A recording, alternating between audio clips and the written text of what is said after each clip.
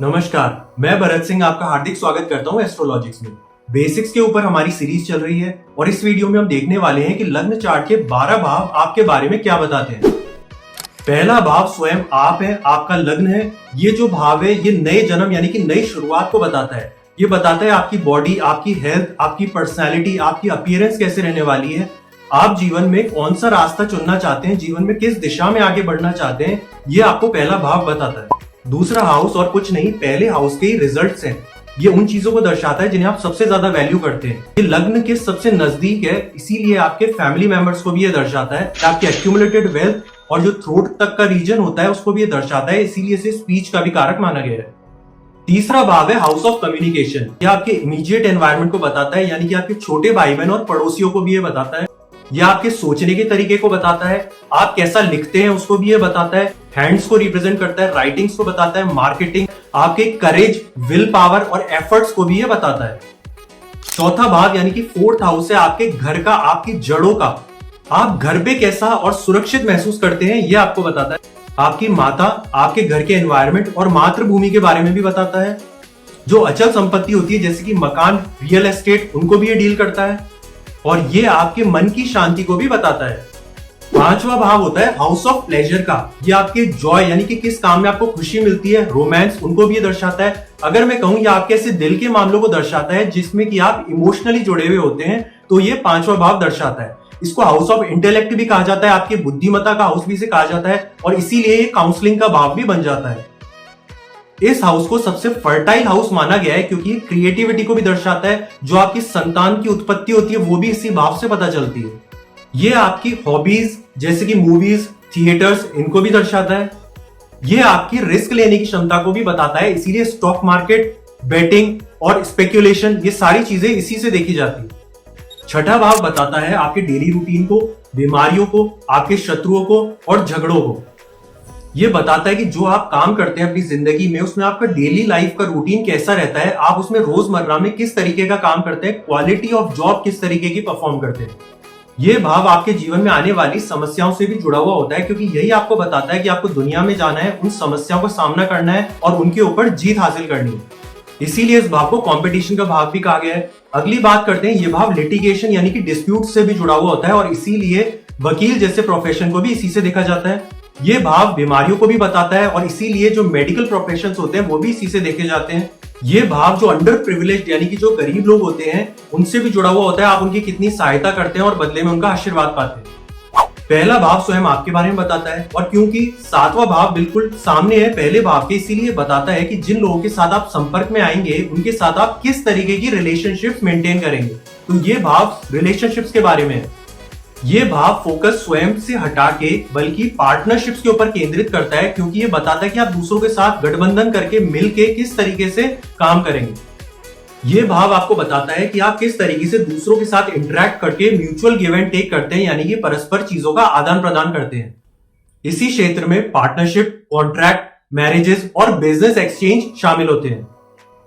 सातवें भाव का फोकस होता है परमानेंट रिलेशनशिप्स बनाने को लेकर, जबकि पांचवा भाव लव अफेयर जैसी टेम्पररी रिलेशनशिप बनाने पे फोकस करता है।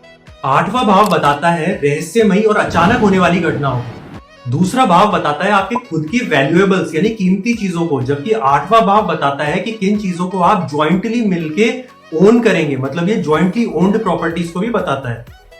दूसरा भाव होता है आपकी स्वयं का धन और इसी तरीके से आठवां भाव क्योंकि उसके बिल्कुल सामने है इसीलिए बताता है दूसरों का पैसा, यानी कि बताता है आप वेल्थ मैनेजर बन सकते हैं, इन्वेस्टमेंट मैनेजर बन सकते हैं और साथ में इनहेरिटेंस यानी कि जायदाद में मिलने वाली चीजों को भी ये बताता है।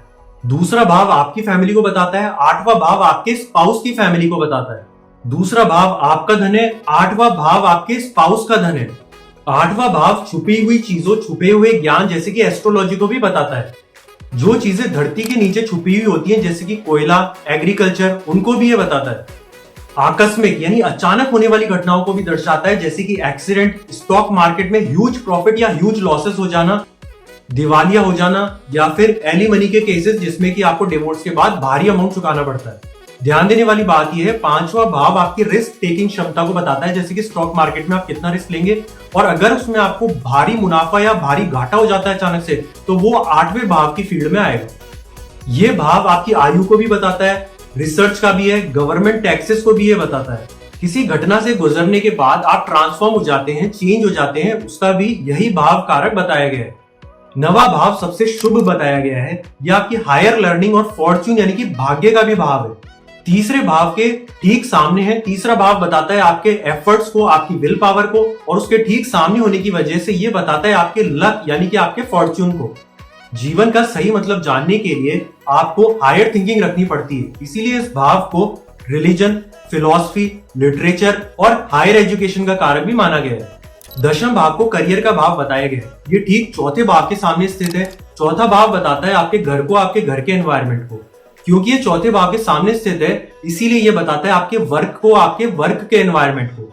10वां भाव छठे भाव से अलग है, क्योंकि छठा भाव बताता है आपकी क्वालिटी ऑफ जॉब को। जो रोजमर्रा में आप ऑफिस जाके काम करेंगे वो किस तरीके का काम होगा, उसमें कितनी लेबर लगेगी, कितना इंटेलेक्चुअल काम होगा, वो ये सब बातें बताता है छठा भाव। जबकि 10वां भाव बताता है आप किस अथॉरिटी, किस स्टेटस के साथ आप काम करेंगे, कितनी ऑफिस में चलती होगी, कितनी आप हाइट्स अटेन करेंगे अपने करियर में, कितनी सक्सेस आपको मिल सकती है अपनी लाइफ में, अपने वर्क प्रोफेशन में।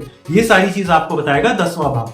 एकादश भाव बताता है आपकी डिजायर्स, होप्स एंड विशेस को, मतलब आपकी कामनाओं को, या आपकी रोजमर्रा या रेगुलर बेसिस पे होने वाली इनकम को भी बताता है, आपके फायदों को बताता है। दूसरा भाव बताता है आपकी एक्यूमुलेटेड वेल्थ को, जबकि ये बताता है आपकी अर्निंग्स एंड इनकम्स को।